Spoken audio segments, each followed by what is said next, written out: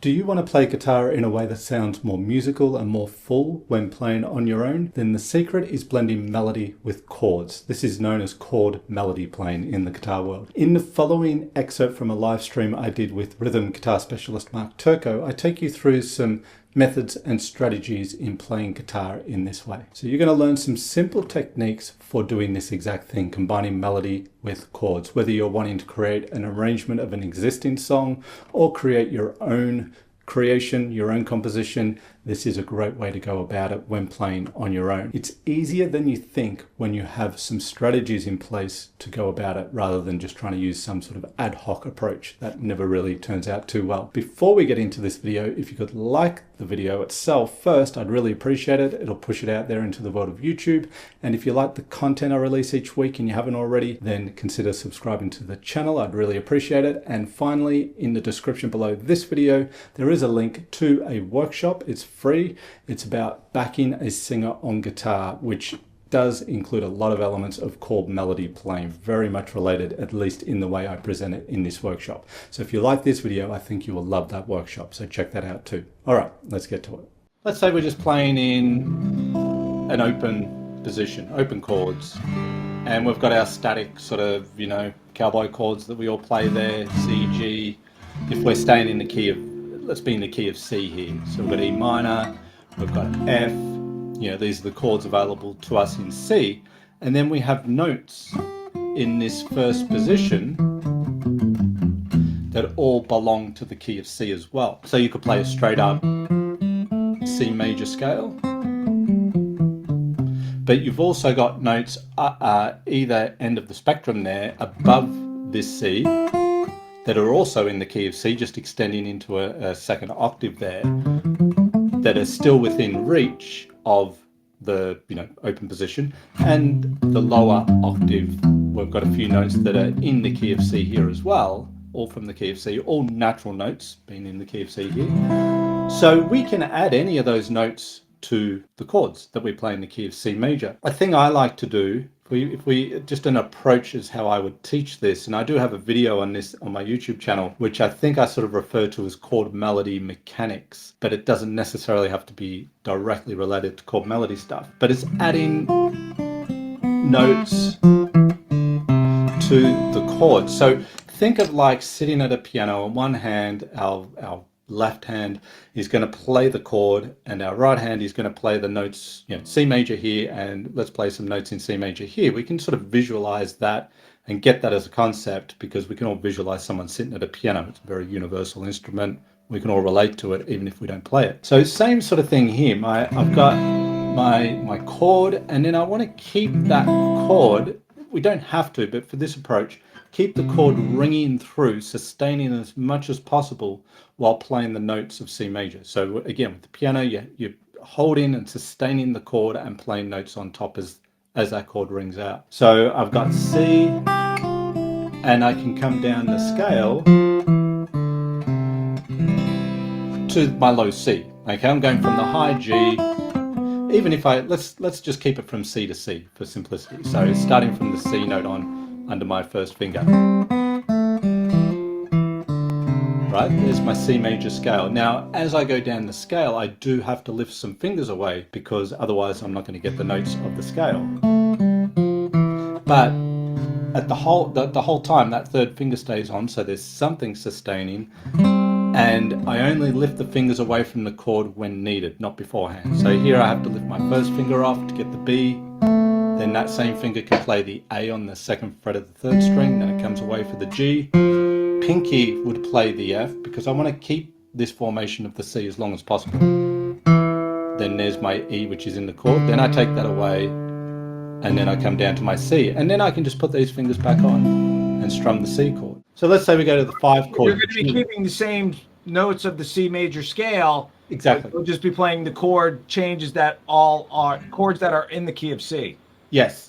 And when I did this video, there was a little bit of confusion I found in the comments, is like, why are you playing an F when it's a G chord and it should be F sharp? But we're not changing to the key. I know you know this, Mark, but we're not changing to the key of G. We're in the key of C, And we're now going to play the 5 chord of C, which is G. With a G chord, I should mention first, a lot of the time, if I'm going to add melody to a G chord, I'm going to simplify this G chord. I'm not going to play this, and certainly not going to do that, where all 4 fingers are busy and there's nothing sort of ready this side to play notes. I just play it at most, and sometimes I don't even put the top note in, but for this I will. I use my 3rd finger, I block the 5th string out, so I don't need my 2nd finger down there, and I got my pinky on top. And that's a nice full G chord.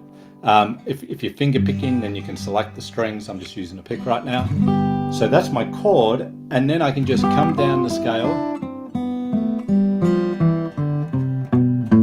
down to the G and then finish with the chord. So same sort of thing, just a bit more range there, because the range of the G chord is bigger there than the C.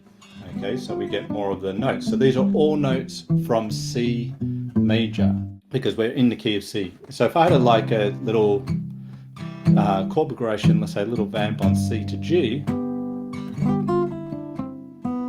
then you can add those notes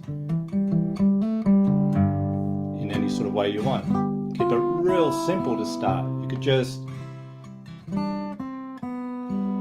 You could like play the same line on both chords, maybe something like this.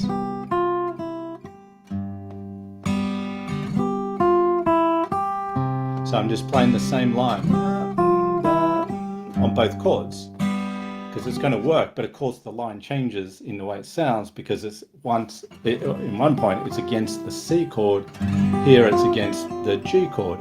I could take the A minor, the F, back to C. Totally. Right, so there's endless amounts of things that you could really do there. You can be very, very minimal, just little, what you call like little embellishments to the chord, or you could take, full runs, full scale runs and whatever you want to do in between the chords. So yes. So there's actually a very relevant question that I want to add in right now and not wait to the end, seeing how we're talking about it. He wanted, this is Roberto, he wanted to know if you're using a pentatonic box pattern. No. So I'm playing the full range of the major scale here. So I could play a pentatonic scale here. It's going to be in an open position, so it's not going to probably represent the shape as you might kind of be most familiar with it because of an open string. But I could play like, that's a C major pentatonic scale in open position. So right, I could do that. But here I'm including all notes of the key, but the key's not changing. The chords change within the key, but I'm just grabbing all the open natural notes in the open position. So if you've ever sort of looked at some guitar method books and they start to teach you how to read music and all this sort of stuff, they teach you all the natural notes in that first position. That's what I'm grabbing from. So I could technically go from C to C and play a C major scale, but and that's kind of the core of it. But I want to, if there's notes below that root note, which there will be in the key of C, I want to have access to them as well as notes above, if that makes sense. Yes, it does. And then, Roberto, on the second half of your question, how to choose between major and minor boxes, if that's what he was playing, he's not changing between major and minor boxes. If he was playing the C major pentatonic in the open position, he'll always continue to play those same notes in the open position of the C major pentatonic, regardless of what the chord was previously or what comes next. So he's constantly keeping the same scale even though the chords are changing. Exactly. Let's say I'm playing C. This is C major, using those notes and the combination of those notes. If I change my chord to A minor, now we're hearing A minor there.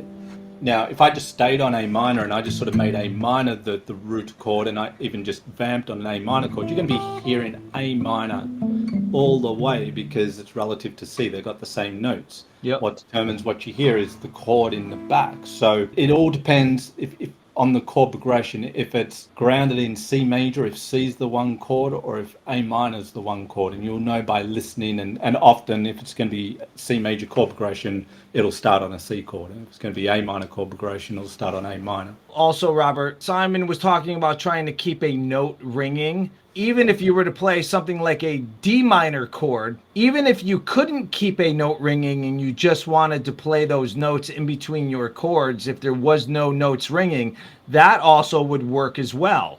Absolutely. So if you can't keep a note ringing, it's okay if you don't, because all of those same notes are still going to work.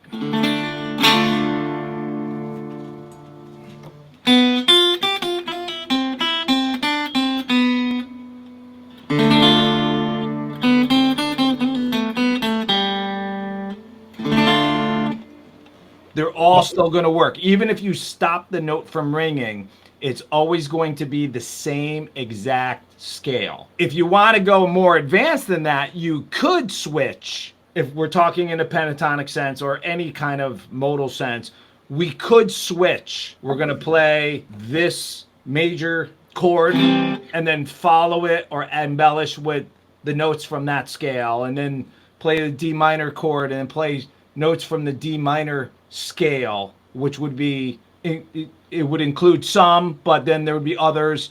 But to keep it super simple, just keep the scale the same and it's always going to sound good. Here's another one, Janine. So this is very relevant, so let's just hit it now. Yeah. So if you're fretting a bar chord, will this still work? Yeah, if you were playing a bar chord, let's just stay in the key of C. Yeah. And so I'm just thinking, if I'm playing a bar chord here, might be, I mean, you could, pick out the notes of the chord, just arpeggiate the chord. It might be a little more challenging to hold the shape and play the notes, but we don't necessarily have to, as you said, Mark. But I'm probably not going to do this where I'm playing C and then I'm going to go play some stuff and then I'm going to go, I'm going to find the same notes here. So here for me, you could use the pentatonic scale. Yeah. That's C major pentatonic there. So, you've got your options, or you could use the full major scale and see how that fits around the chord. That's a little bit more bluesy. But yes, it does work, but you might have not as many opportunities for the sustaining of the chord and the notes. And you'd want to find the equivalent notes in the position of the chord you're playing, ideally. Well, one other thing. So now, like, if somebody thought that, hey, listen, I don't know my notes up here. I just know what the shapes are for some chords. But I do know, we'll stay in the key of C or A minor because they're the same notes. But I do know, your minor pentatonic box pattern on the 5th fret, and that's either C major or A minor, and some of these chords, you don't need to know actually what you're doing to do it if you wanted to. So it's not that big of a jump to go from the 5th fret to first position chord. So if that's all that you know,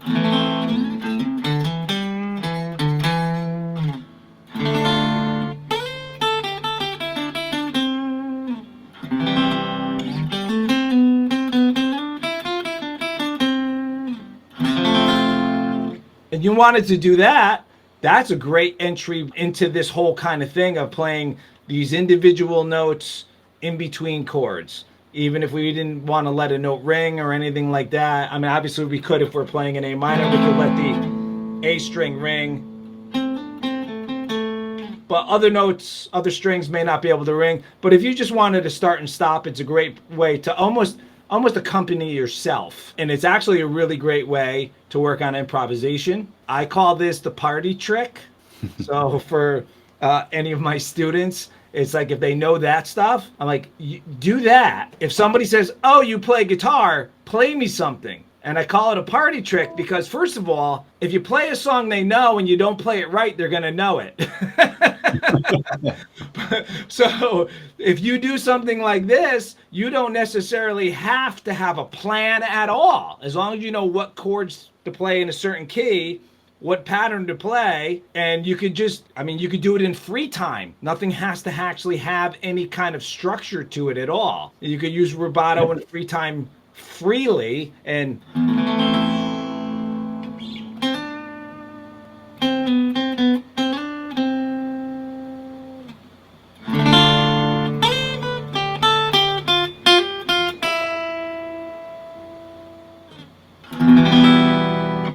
it's very impressive to somebody who doesn't play guitar, because you're playing single notes.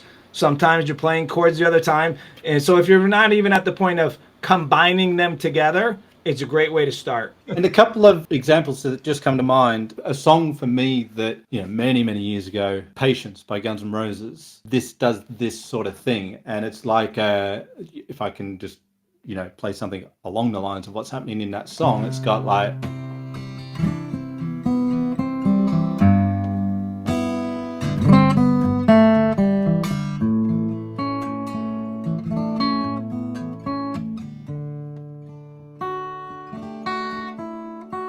So it's playing on the C, it's got an I on the G, coming down the scale a little bit to the A, and to the D, playing some little embellishments off the chords. So that was a song that taught me a lot about that sort of playing, because it was early on in my development when I learnt that. Another one that just comes to mind, if I think it's an F sharp minor to an E chord, and this would be an example of where the chord's played, then you got the line and then the chord. It's not ringing over. So it's this song, And I Love Her by the Beatles. I think it goes...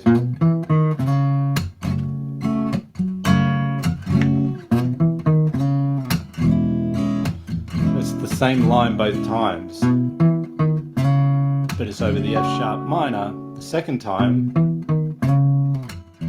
it's over the E. It's an E6 chord there. We would just call it E. So that's the line, then the chord, and then the line again, this time over the E. So we're not holding the chord and playing that line, we're playing the line, then the chord. So there's just a couple of examples that came to mind. If you like this video, then you'll love this free workshop called Dynamic and Compelling Ways for Arranging Music to Accompany a Singer on One Guitar. In it, I teach and train effective ways to create amazing sounding arrangements for a single guitar and vocal. So whether you're someone who would like to be able to create the perfect arrangement of a song, or a singer-songwriter who would like to be able to accompany themselves on guitar, or a guitar player who would simply like to have more ways to express themselves on the instrument, then this workshop is for you. Better yet, I have an actual singer on hand throughout the workshop to demonstrate all the concepts covered so you can hear just how effective they are. Everything is put to the test. No theorizing, just practical ways to create arrangements of songs that sound amazing. Plus, you'll also receive a PDF booklet that complements the class, offering tools and concepts you can use, as well as worksheets for your arrangements. So click the link in the description below this video and download your free video workshop, Dynamic and Compelling Ways for Arranging Music to Accompany a Singer on One Guitar. You'll have it in your inbox within minutes. Let me know in the comments what acoustic guitar topics you'd like to see in future videos. I'd love to hear from you. A lot of the suggestions that come through do become videos in the future on the channel, so don't be shy, drop us a line, let us know what you would like to see. If you like this video, then hit that like button, and if you haven't already and you like the content that I release each week, I'd love it if you could subscribe to the channel. This is Simon Candy from acousticguitarlessonsonline.net. As always, thank you so much for sticking around and watching this video. I really do appreciate it very, very much, and I look forward to seeing you in the next video.